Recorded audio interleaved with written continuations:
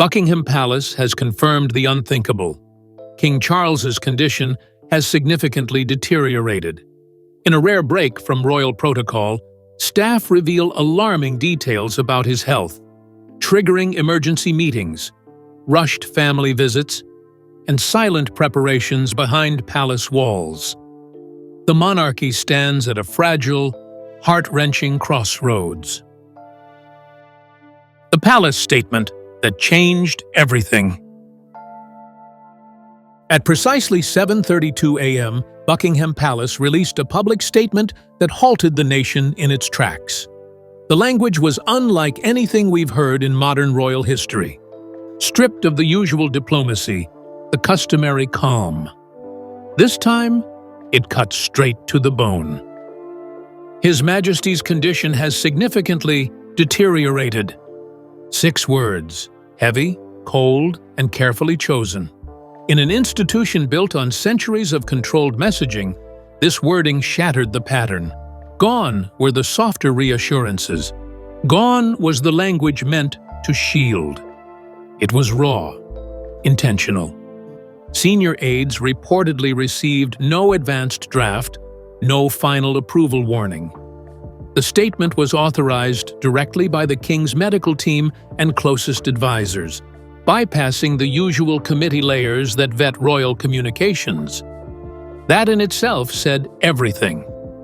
It was the first time in decades that a health update about the sovereign didn't try to comfort us, one senior palace insider revealed.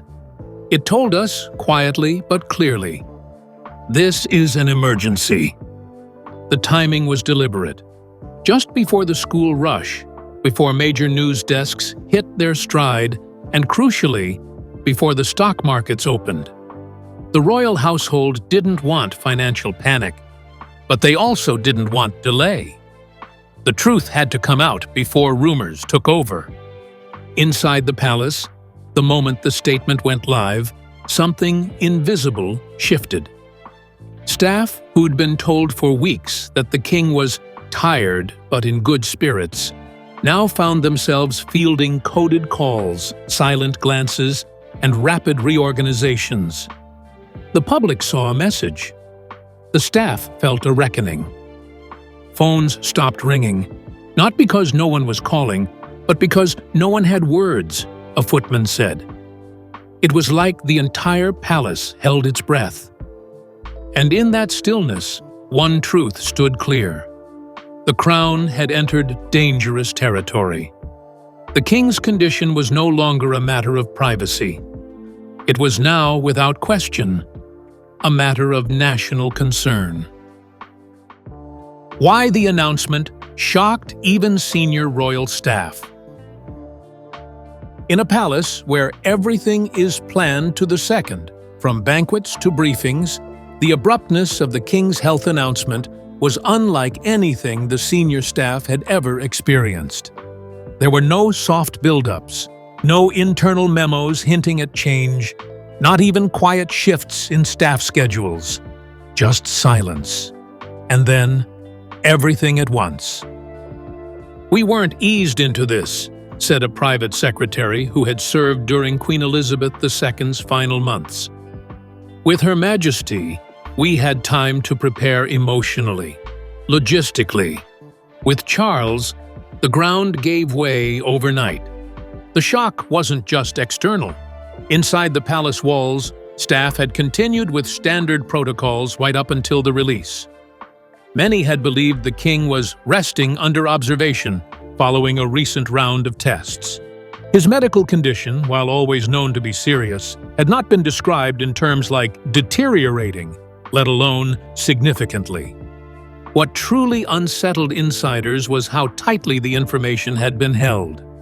Only a small inner circle, less than 10 people, had known of the king's critical shift.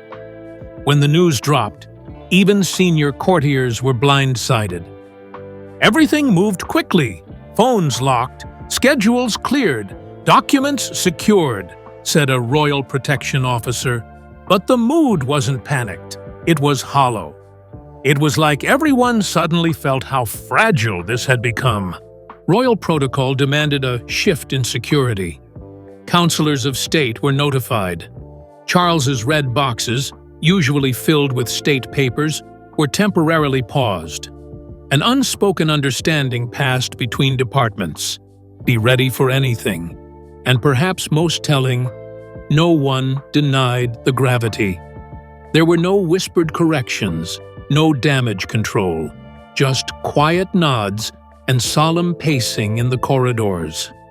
It felt like we were no longer planning for recovery, one aide admitted. We were bracing for what comes next. What royal staff reveal about the 72 hours before the crisis. 3 days before the public found out, everything still seemed under control. King Charles had been quietly receiving treatment at Windsor. Though appearing less frequently in public, his team continued to release short statements citing rest and routine checkups. But behind the red drapes of Windsor's private quarters, the tone had changed. Medical teams monitoring his condition had begun to notice signs that were concerning. Vital markers were fluctuating. Blood pressure was less stable. His energy levels, once resilient despite treatment, dropped dramatically in a 24-hour span. What came next was fast and alarming. A CT scan revealed that the cancer had spread to additional organs, more aggressively than imaging had previously shown. A source close to the king's medical team confirmed that this sudden acceleration was unexpected and deeply troubling. Within 48 hours, the king went from under control to medically fragile, the source said. It was one of those moments where everyone in the room knows things have shifted. A private council of doctors was urgently called, not at a hospital, but inside Windsor. The location of the meeting was kept secret to avoid press leaks. That's when the most painful warning was given. The next 72 to 96 hours would be decisive. Charles was informed, and his response? Calm, focused, but emotionally hit. He didn't ask about public statements or constitutional matters. His first request was simpler: bring William. Inside the medical escalation at Windsor Castle. Windsor Castle, often a symbol of royal calm and history, quickly transformed into something else entirely. A clinical zone cloaked in silence. Within hours of the medical council's warning, intensive care resources were discreetly moved into place. It was no longer a private residence, a royal aide said. It became a live medical environment. Doctors began round-the-clock observation. Intravenous treatments were administered. Cardiac monitors were installed in his suite. Specialists in oncology, cardiology, and respiratory care were placed on call within the castle itself.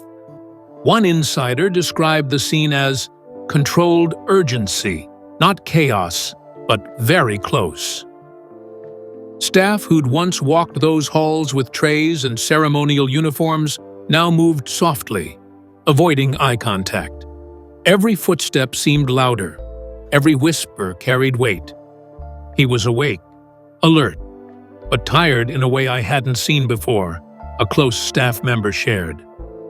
And the doctors, their faces didn't hide it. By the second night, King Charles experienced cardiac instability, prompting a rapid response team to remain at his side overnight. Treatments intensified, not for cure, but for stabilization. Every effort was being made to keep his condition from tipping further.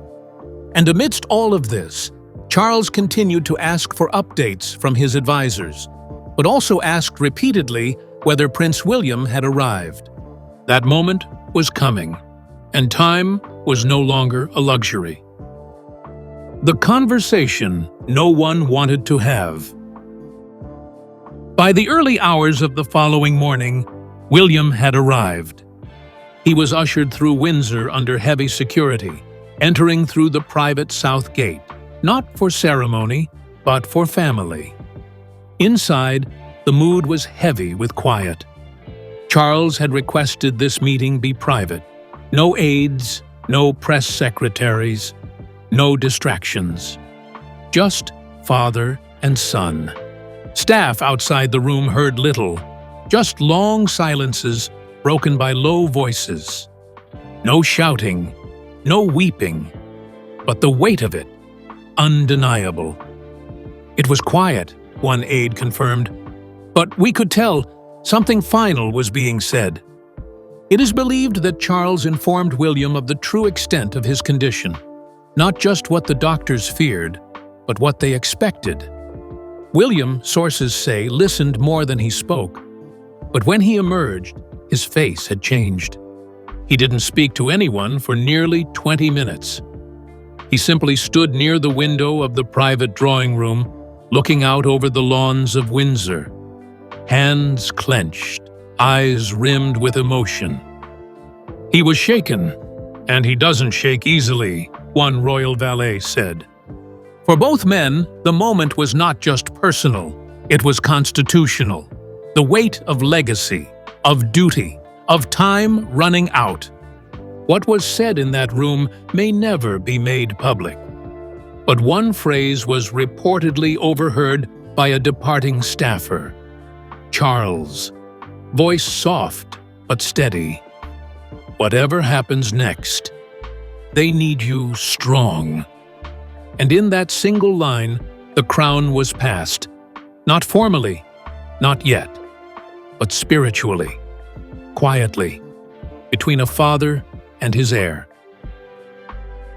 Prince William's race against time. The call came just before dawn.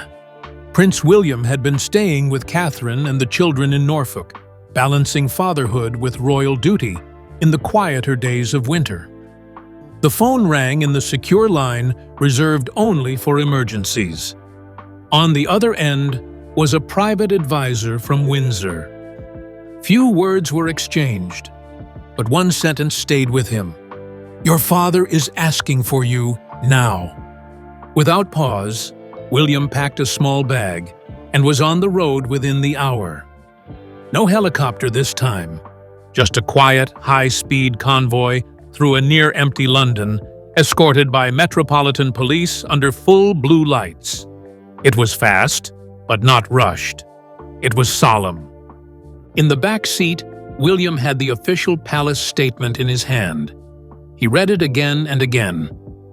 Significantly deteriorated. That word, not critical, not terminal, but somehow worse. It said everything and nothing at once. A close aide traveling with him recalled William remaining silent for nearly the entire ride. His mind was working. You could see it in his eyes. Not just as a son, but as a future king. And still, a father. You could tell he was thinking about his own children. There was a brief moment of hesitation about whether to bring Prince George. A private conversation between William and Catherine ended with a simple decision. Not yet! The children stayed behind, but the father went forward. When William arrived at Windsor, the castle was already in a state of quiet emergency. Staff were limited. Security was intense. Entry points had changed. He was greeted not by a footman, but by a member of Charles's medical team. He walked in not as a prince, not as the heir, one staff member said. He walked in as a son. And in that moment, titles meant nothing. It was just family. And time was slipping away. A family gathered in crisis. Within hours of Prince William's urgent arrival at Windsor Castle, the royal family began to quietly converge behind the ancient stone walls. There were no official schedules, no photographers stationed at the gates. The air was still, heavy, and absent of ceremony. Only the occasional black car with tinted windows slipping past the side entrance signaled that something was unfolding. There were no public announcements, just the sound of hushed footsteps on the polished floors of the private wing. Princess Anne had been there since the previous evening, having received a discreet call from one of Charles's private physicians. She had arrived alone, quietly, and with a single overnight bag. She refused the offer of an official car. Instead, she came like a sister, not a royal. She took up a small guest room just a few doors from Charles's private chambers and hadn't left since. "I'm not going anywhere," she reportedly told a staff member who gently encouraged her to rest. "Not until I know he's through this." Those who passed her in the hallway described her as calm, fiercely composed, but with tears that silently gathered in the corners of her eyes. Camilla, now queen consort, had barely left Charles's bedside in days. Though the queen had always maintained a full schedule of public duties since Charles's coronation, she had, for the first time, cancelled all engagements, without explanation and without hesitation. She slept in the adjoining suite, but according to those close to her, she rarely used the bed. Most nights, she remained seated at Charles's side, often reading from old letters, history books, or even poetry. Anything to keep his mind engaged. She offered water, adjusted his blanket, whispered encouragement. Her presence was steady, silent, undeniable. She wouldn't let go of him, one long-serving staff member confided. You could tell, whatever had come before in the past, now there was only love. Real love. For the younger royals, the situation was more delicate.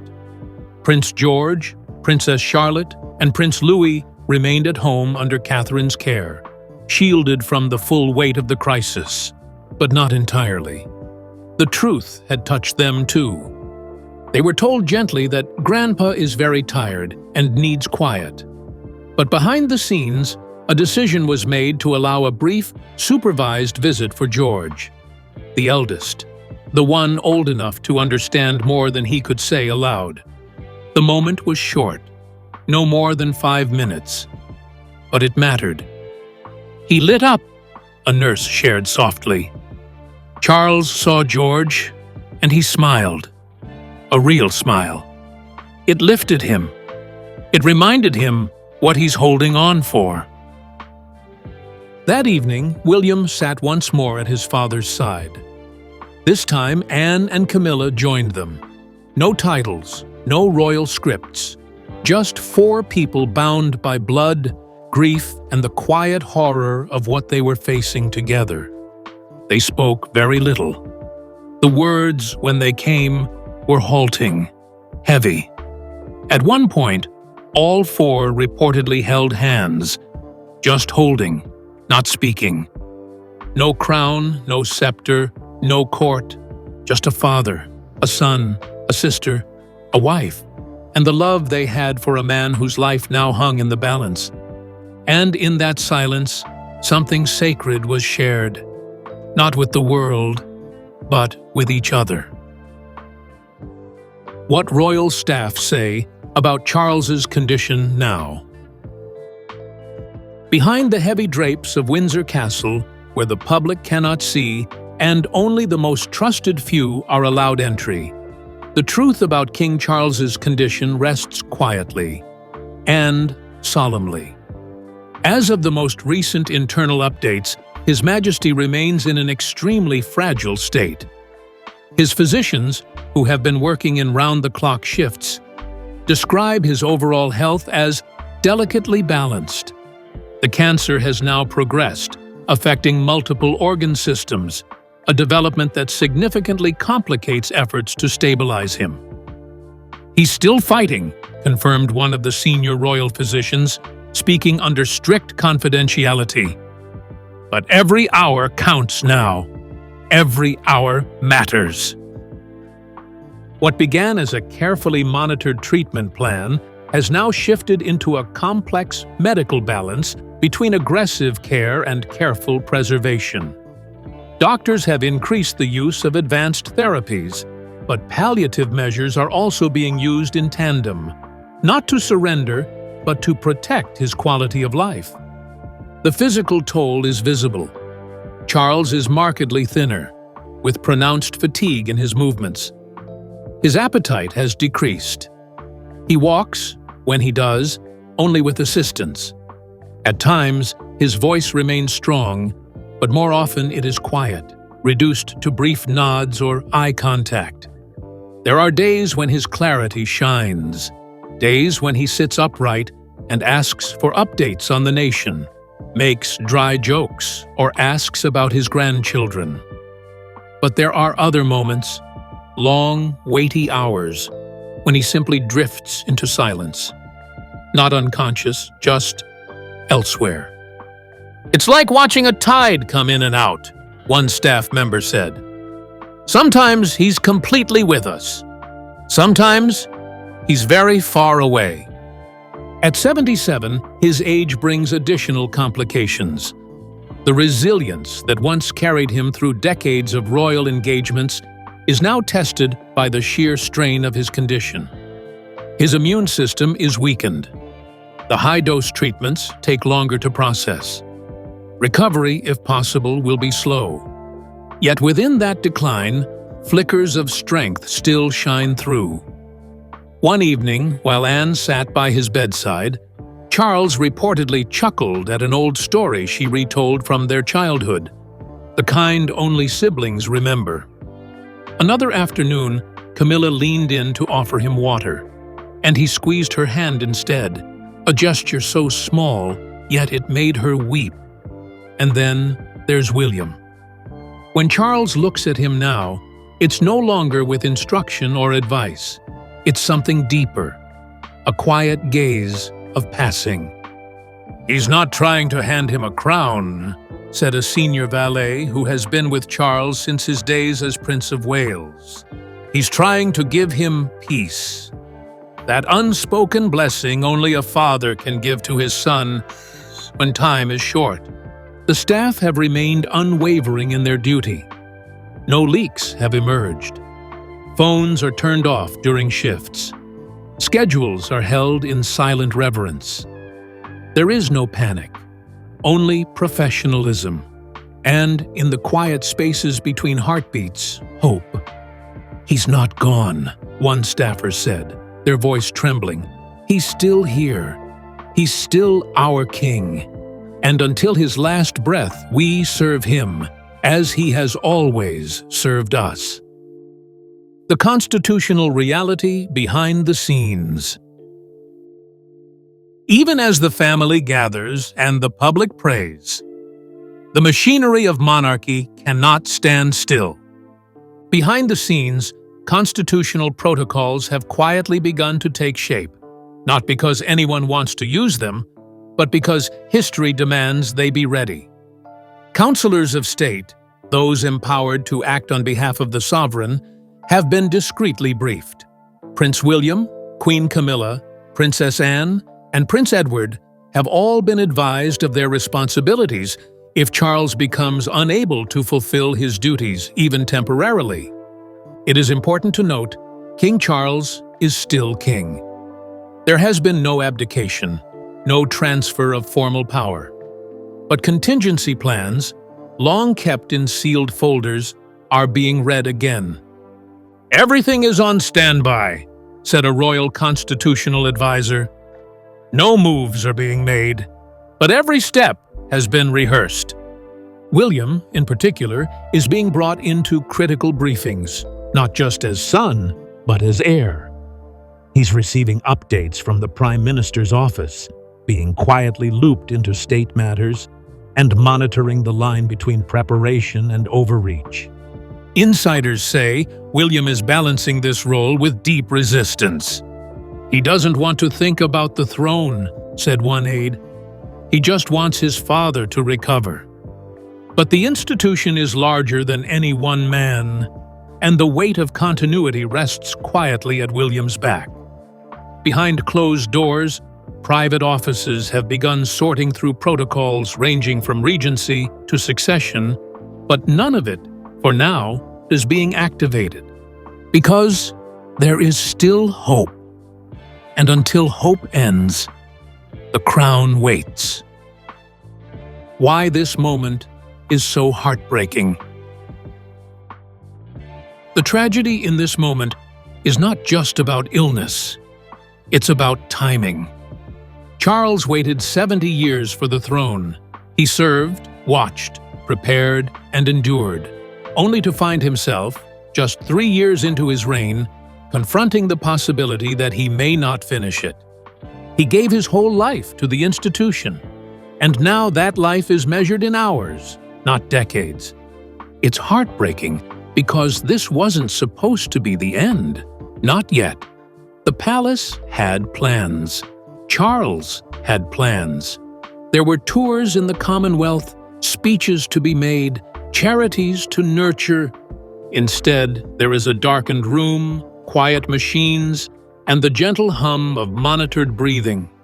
"It feels cruel," one longtime royal staffer whispered. He waited longer than any monarch in history, and he barely got to begin. And yet, through all of it, the fear, the sadness, the silence, the king continues to teach something powerful. Not through grand speeches, but through grace, through family, through the choice to fight. The nation watches with bated breath. Flags remain at full mast, for now. The press, unusually restrained, mirrors the mood of the people, respectful, grieving, waiting. Because in the end, this moment has reminded everyone that even kings bleed.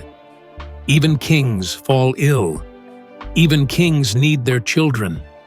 And perhaps, most powerfully, even kings love. This is more than a royal health update. It's a moment of national reckoning. King Charles, after waiting a lifetime to wear the crown, now faces the most personal battle of all. Inside the palace, family gathers, doctors fight, and staff quietly brace for the unknown.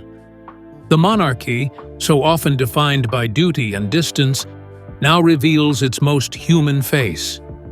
As the world watches, the question is no longer just about succession, but about love, legacy, and time. For now, the only certainty is this: King Charles is still fighting, and an entire nation is holding its breath.